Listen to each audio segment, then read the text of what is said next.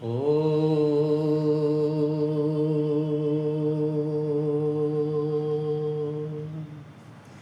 आज का पठन रहेगा शक्तियों का बारे में। मानव की 3 शक्तियाँ: ज्ञान शक्ति, भाव शक्ति और कर्म शक्ति। परम पूज्य गुरुदेव ने उपरोक्त 3 शक्तियों के माध्यम से संपूर्ण मानव जाति को एक अद्भुत सूत्र दिया है।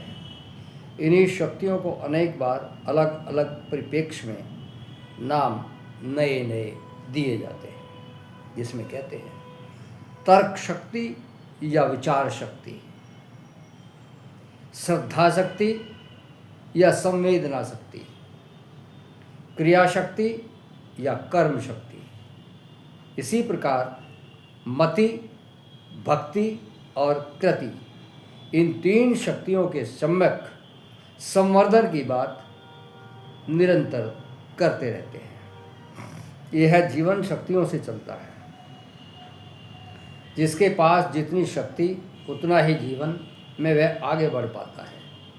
हर कोई शक्ति की उपासना करता है, लेकिन शक्ति शब्द से कोई तो शारीरिक शक्ति समझता है, कोई पद प्रतिष्ठा, सत्ता, संपत्ति और सम्मान को समझता है। ये सब तो शक्ति के केवल परिणाम हैं, फल मात्र हैं।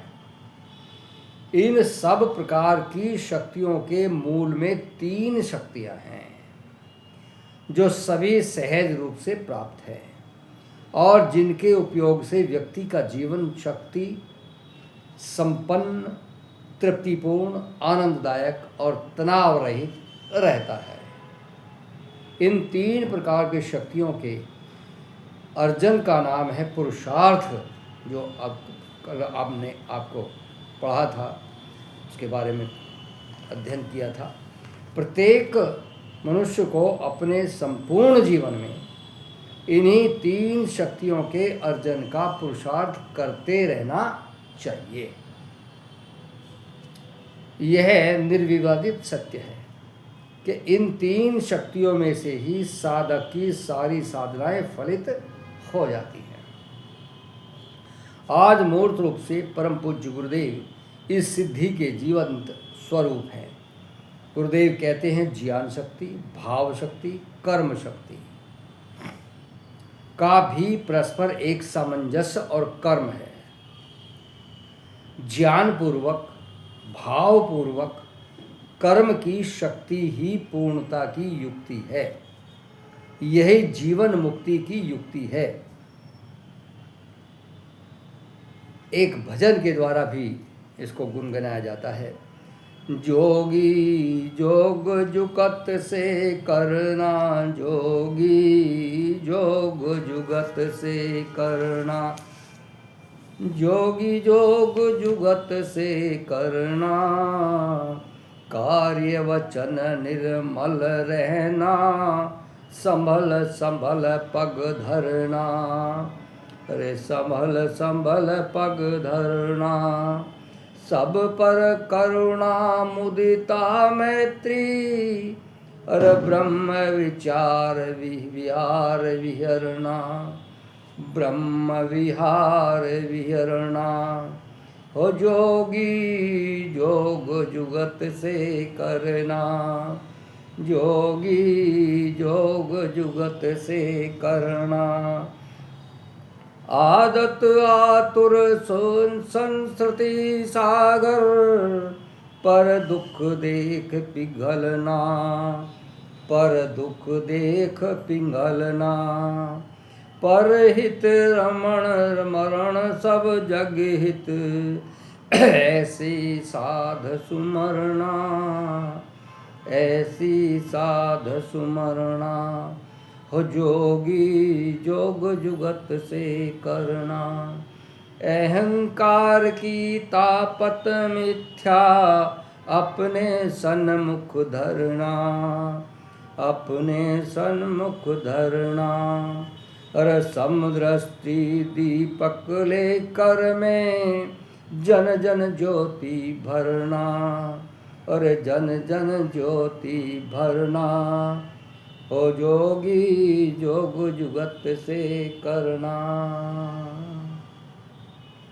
आज जहाँ देखो आध्यात्म, सारे आध्यात्म जगत में मुक्ति या मोक्ष की बातें चलती हैं, जिनसे हम पूछें कि जीवन में क्या पाना चाहते हो, तो एक ही उत्तर आता है कि हम तो मोक्ष पाने के लिए प्रयत्न कर रहे हैं। वे मोक्ष के साधन स्वरूप क्या प्रयत्न कर रहे हैं, यह पूछने पर कोई संतोषजनक उत्तर नहीं मिलता।